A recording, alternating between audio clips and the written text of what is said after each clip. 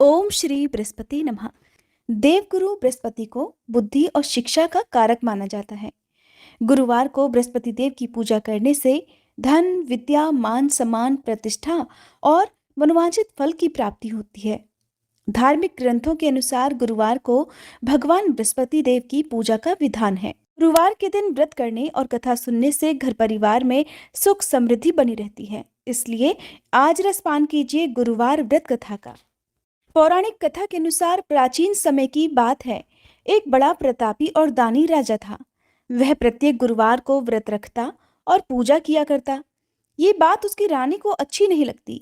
न वह व्रत करती और न ही किसी को एक भी पैसा दान में देती, और राजा को भी ऐसा करने से मना किया करती। एक समय की बात है कि राजा शिकार खेलने वन को चले गए। घर पर रानी और दासी अकेली थी। उसी समय गुरु बृहस्पति साधु का रूप धारण कर राजा के दरवाजे पर भिक्षा मांगने गए। साधु ने रानी से भिक्षा मांगी। तब वह कहने लगी, हे साधु महाराज, मैं तो इस दान और पुण्य से तंग आ गई हूँ। आप कोई ऐसा उपाय बताइए जिससे ये सारा धन नष्ट हो जाए और मैं आराम से रह सकूं। तब साधु रूपी बृहस्पति देव कहने लगे, हे देवी, तुम बड़ी विचित्र हो। संतान और धन से भी कोई दुखी होता है। अगर तुम्हारे पास धन अधिक है तो इसे शुभ कार्यों में लगाओ, जिससे तुम्हारे दोनों लोग सुधरें। परंतु साधु की इन बातों से रानी खुश नहीं हुई। उसने कहा, महाराज, मुझे ऐसे धन की आवश्यकता नहीं जिसे मैं दान दूं और जिसको संभालने में ही मेरा सारा समय नष्ट हो जाए। साधु कहने लगे, अगर तुम्हारी ऐसी इच्छा है तो जैसा मैं तुम्हें बताता हूं तुम वैसा ही करना। बृहस्पतिवार के दिन तुम घर को गोबर से लीपना, अपने केशों को पीली मिट्टी से धोना, केशों को धोते समय स्नान करना, राजा से हजामत बनवाने को कहना, भोजन में मांस मदिरा खाना और कपड़ा धोबी के यहाँ धुलने डालना। इस प्रकार 7 बृहस्पतिवार करने से तुम्हारा समस्त धन नष्ट हो जाएगा। ऐसा कहकर साधु बने बृहस्पति देव अंतर्ध्यान हो गए। साधु के कहे अनुसार रानी को करते हुए केवल 3 बृहस्पतिवार ही बीते थे कि उसकी समस्त धन संपत्ति नष्ट हो गई। अब भोजन के लिए परिवार तरसने लगा। एक दिन राजा रानी से बोला, हे रानी, तुम यहीं रहो, मैं दूसरे देश को जाता हूँ, क्योंकि यहाँ पर मुझे सभी जानते हैं, इसलिए मैं कोई छोटा कार्य नहीं कर सकता। ऐसा कहकर राजा परदेश चला गया। वहां वह जंगल से लकड़ी काटकर लाता और शहर में बेचता। इसी तरह वह अपना जीवन बिताने लगा। इधर राजा के बिना रानी और दासी दुखी रहने लगी। एक समय जब रानी और दासी को 7 दिन बिना भोजन के रहना पड़ा, तब रानी ने अपनी दासी से कहा, हे दासी, पास ही के नगर में मेरी बहन रहती है। वह बड़ी धनवान है। तू उसके पास जा और कुछ लेकर आ, ताकि थोड़ा बहुत गुजर बसर हो जाए। दासी रानी की बहन के पास गई। उस दिन बृहस्पतिवार था। रानी की बहन उस समय बृहस्पतिवार की कथा सुन रही थी। दासी ने रानी की बहन को अपनी रानी का संदेश दिया, लेकिन रानी की बहन ने कोई उत्तर नहीं दिया। जब दासी को रानी की बहन से कोई उत्तर नहीं मिला तो वह बहुत दुखी हुई। उसे क्रोध भी आया। दासी ने वापस आकर रानी को सारी बात बताई। सुनकर रानी ने अपने भागी को कोसा। उधर रानी की बहन ने सोचा कि मेरी बहन की दासी आई थी, परंतु मैं उससे नहीं बोली, इससे वह बहुत दुखी हुई होगी। कथा सुनकर और पूजन समाप्त कर वह अपनी बहन के घर गई और कहने लगी, हे बहन, मैं बृहस्पतिवार का व्रत कर रही थी। तुम्हारी दासी गई, परंतु जब तक कथा होती है तब तक ना उठते हैं ना बोलते हैं, इसलिए मैं नहीं बोली। कहो दासी क्यों गई थी? तब रानी कहने लगी, बहन, हमारे घर अनाज नहीं था। ऐसा कहते कहते रानी की आंखें भर आईं। उसने दासियों समेत भूखा रहने की बात भी अपनी बहन को बताई। रानी की बहन बोली, बहन देखो, बृहस्पति देव भगवान सबकी मनोकामनाएं पूर्ण करते हैं। देखो, शायद तुम्हारे घर में अनाज रखा हो। ये सुनकर दासी घर के अंदर गई तो वहां उसे एक घड़ा अनाज का भरा मिल गया। उसे बड़ी हैरानी हुई, क्योंकि उसने तो एक एक बर्तन देख लिया था। उसने बाहर आकर रानी को बताया। दासी रानी से कहने लगी, हे रानी, जब हमको भोजन नहीं मिलता तो हम व्रत ही तो करते हैं, इसलिए क्यों ना इनसे व्रत और कथा की विधि पूछ ली जाए। हम भी व्रत किया करेंगे। दासी के कहने पर रानी ने अपनी बहन से बृहस्पतिवार व्रत के बारे में पूछा। उसकी बहन ने बताया, बृहस्पतिवार के व्रत में चने की दाल और मुनक्का से विष्णु भगवान का केले की जड़ में पूजन करें और दीपक जलाएं, पीला भोजन करें और कथा सुने। इससे बृहस्पति देव भगवान प्रसन्न होते हैं और मनोकामना पूर्ण करते हैं। व्रत और पूजन की विधि बताकर रानी की बहन अपने घर लौट आई। रानी और दासी दोनों ने निश्चय किया कि बृहस्पति देव भगवान का पूजन जरूर करेंगे। 7 रोज बाद जब बृहस्पतिवार आया तब उन्होंने व्रत रखा। घुड़साल में जाकर चना और गुड़ बीन लाई और उसकी दाल से केले की जड़ तथा विष्णु भगवान का पूजन किया। अब पीला भोजन कहाँ से आए? दोनों बड़ी दुखी हुई, परंतु उन्होंने व्रत किया था, इसलिए बृहस्पति देव भगवान प्रसन्न थे। एक साधारण व्यक्ति के रूप में वे 2 थालों में सुंदर पीला भोजन लेकर आए और दासी को देकर बोले, हे दासी, ये भोजन तुम्हारे और तुम्हारी रानी के लिए है, इसे तुम दोनों ग्रहण करना। दासी भोजन पाकर बहुत प्रसन्न हुई। उसने रानी को सारी बात बताई। उसके बाद से वे प्रत्येक बृहस्पतिवार को गुरु भगवान का व्रत और पूजन करने लगी। बृहस्पति भगवान की कृपा से उनके पास धन हो गया, परंतु रानी फिर पहले की तरह आलस करने लगी। तब दासी बोली, देखो रानी, तुम पहले भी इसी प्रकार आलस करती थी। तुम्हें धन रखने में कष्ट होता था, इसी कारण सभी धन नष्ट हो गया। अब बृहस्पति देव भगवान की कृपा से धन मिला है तो तुम्हें फिर आलस होता है। बड़ी मुसीबतों के बाद हमने ये धन पाया है, इसलिए हमें अब दान पुण्य करना चाहिए।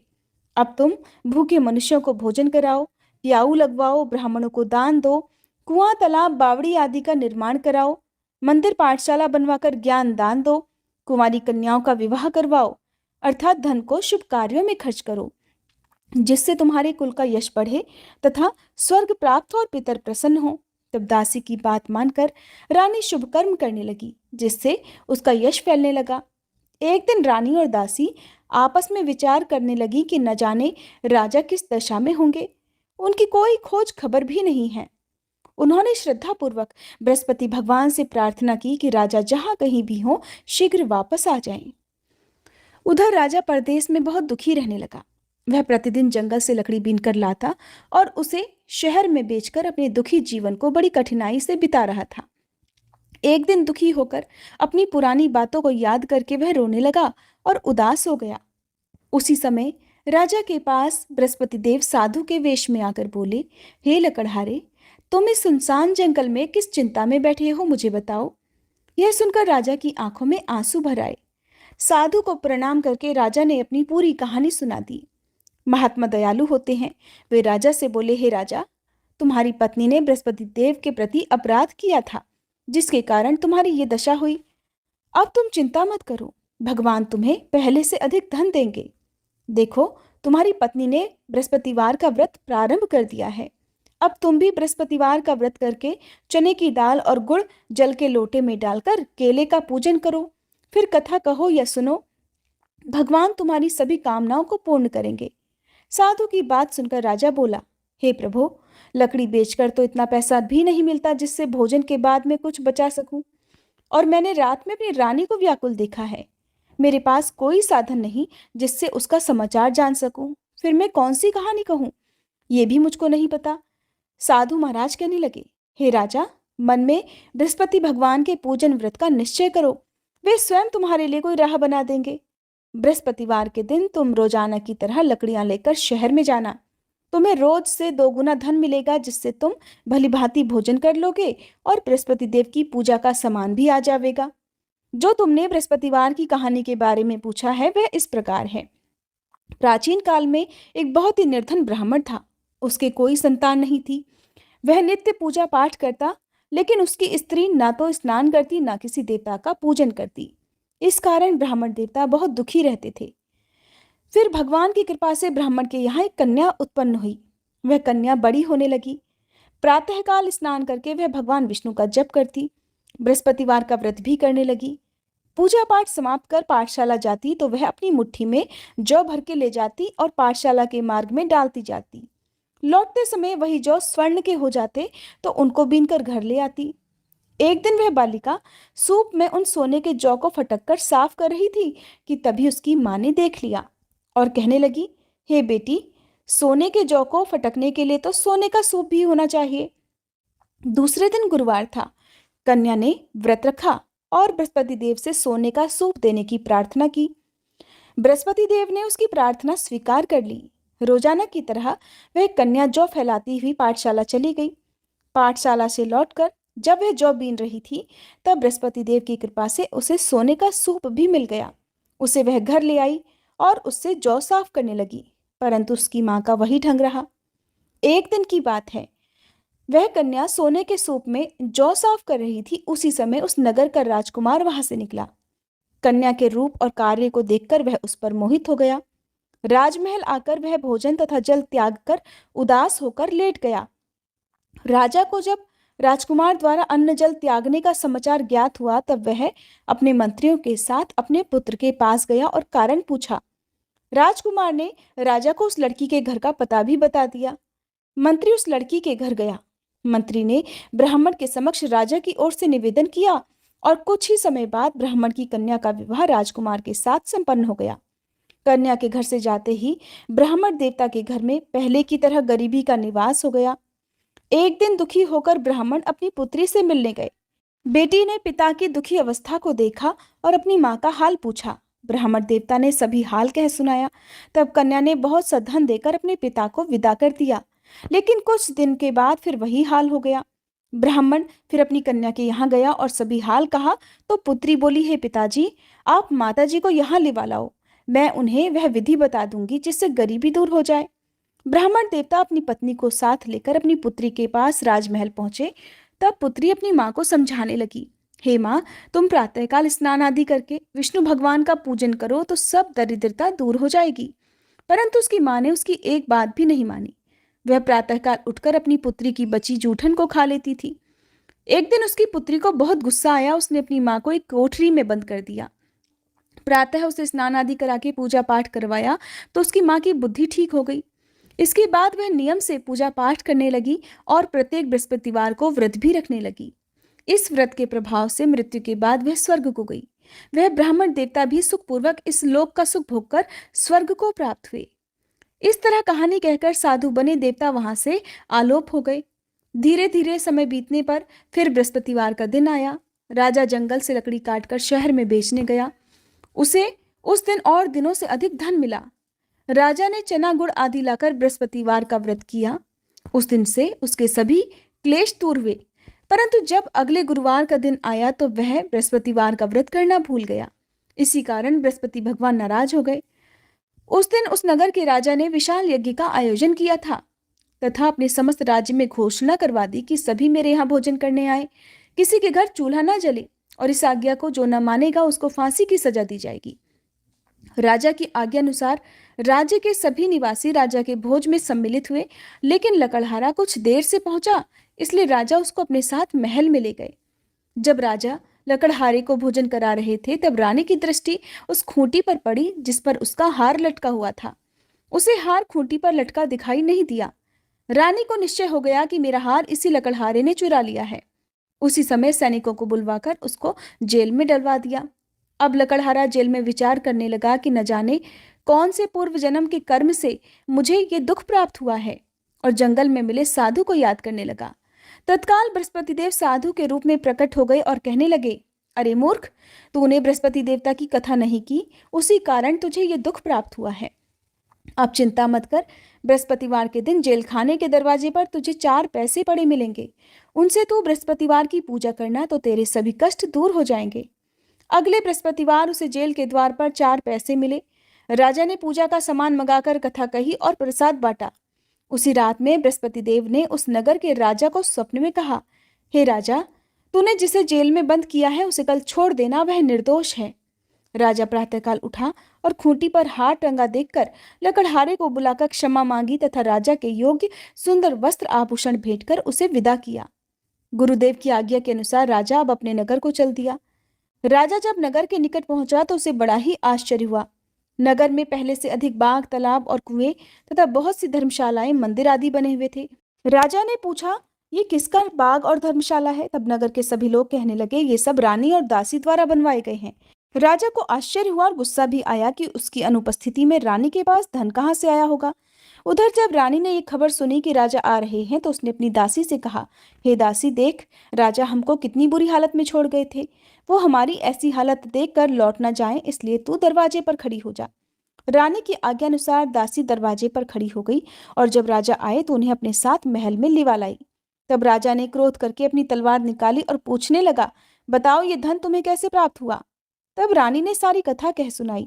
राजा ने निश्चय किया कि मैं रोजाना दिन में 3 बार कहानी कहा करूंगा और रोज ही व्रत किया करूंगा।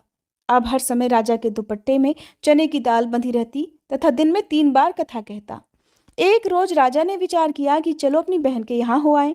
इस तरह निश्चय करके वह राजा घोड़े पर सवार होकर अपनी बहन के यहाँ चल दिया। मार्ग में उसने देखा कि कुछ आदमी एक मुर्दे को लिए जा रहे हैं। उन्हें रोककर राजा कहने लगा, अरे भाइयों, मेरी बृहस्पतिवार की कथा सुन लो। वे बोले, लो, हमारा तो आदमी मर गया है, इसको अपनी कथा की पड़ी है। परंतु कुछ आदमी बोले, अच्छा कहो, हम तुम्हारी कथा भी सुनेंगे। राजा ने दाल निकाली और अपनी कथा कहनी शुरू कर दी। जब कथा आधी हुई तो मुर्दा हिलने लगा। जब कथा समाप्त हुई तो राम राम करके वह मनुष्य खड़ा हो गया। राजा आगे बढ़ा। उसे चलते चलते शाम हो गई। आगे मार्ग में उसे एक किसान खेत में हल चलाता मिला। राजा ने उससे भी कथा सुनने का आग्रह किया, लेकिन वह नहीं माना। राजा आगे चल पड़ा। राजा के हटते ही बैल पछाड़ खाकर गिर गए और किसान के पेट में बहुत जोर से दर्द होने लगा।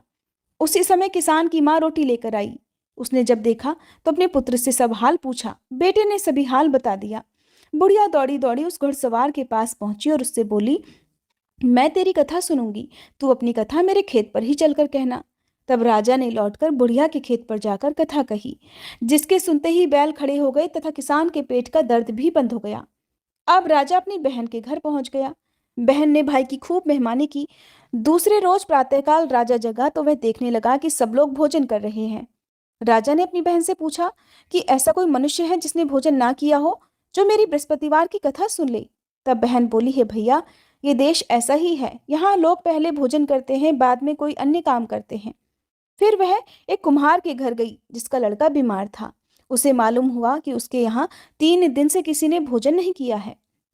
रानी ने अपने भाई की कथा सुनने के लिए कुम्हार से कहा। तब वह तैयार हो गया। राजा ने जाकर बृहस्पतिवार की कथा कही, जिसको सुनकर उसका लड़का ठीक हो गया। अब तो राजा की प्रशंसा होने लगी। एक दिन राजा ने अपनी बहन से कहा, बहन, अब मैं अपने घर जाऊंगा, तुम भी तैयार हो जाओ। राजा की बहन ने अपनी सास से अपने भाई के साथ जाने की आज्ञा मांगी। सास बोली, हाँ चली जा, मगर अपने लड़के को मत लेकर जाना, क्योंकि तेरे भाई की कोई संतान नहीं होती है। बहन ने अपने भाई से कहा, हे भैया, मैं तो चलूंगी, मगर कोई बालक नहीं जाएगा। तब राजा कहने लगा कि जब बालक ही नहीं जाएंगे तब तुम भी चलकर क्या करोगी। और अपनी बहन को भी छोड़कर दुखी मन से राजा अपने नगर को लौट आया। राजा ने अपनी रानी से सारी कथा बताई और बिना भोजन किए वह शैया पर लेट गया। रानी बोली, हे प्रभु, बृहस्पति देव ने हमें सब कुछ दिया है, वे हमें संतान भी अवश्य देंगे। उसी रात बृहस्पति देव ने राजा को स्वप्न में कहा, हे राजा, उठ, सभी सोच त्याग दे, तेरी रानी गर्भ से है। राजा को यह जानकर बड़ी खुशी हुई। 9वें महीने रानी के गर्भ से एक सुंदर पुत्र पैदा हुआ। तब राजा बोला, हे रानी, स्त्री बिना भोजन के रह सकती है, परंतु बिना कहे नहीं रह सकती। जब मेरी बहन आए तब तुम मुझसे कुछ मत कहना। रानी ने हाँ कर दी। जब राजा की बहन ने यह शुभ समाचार सुना तो वह बहुत खुशी हुई और बधाई लेकर अपने भाई के यहाँ आई। रानी ने तब उसे आने का उलाहना दिया। जब भाई अपने साथ ला रहे थे तब तो टाल गई, उनके साथ नहीं आई और आज अपने आप ही भागी भागी बिना बुलाए आ गई। तब राजा की बहन बोली, भाई, मैं इस प्रकार ना कहती तो तुम्हारे घर औलाद कैसे होती। बृहस्पति देव सभी कामनाएं पूर्ण करते हैं। जो सद्भावना पूर्वक बृहस्पतिवार का व्रत करता है और कथा पढ़ता है अथवा सुनता है और दूसरों को सुनाता है, बृहस्पति देव उसकी सभी मनोकामनाएं पूर्ण करते हैं, उसकी सदैव रक्षा करते हैं।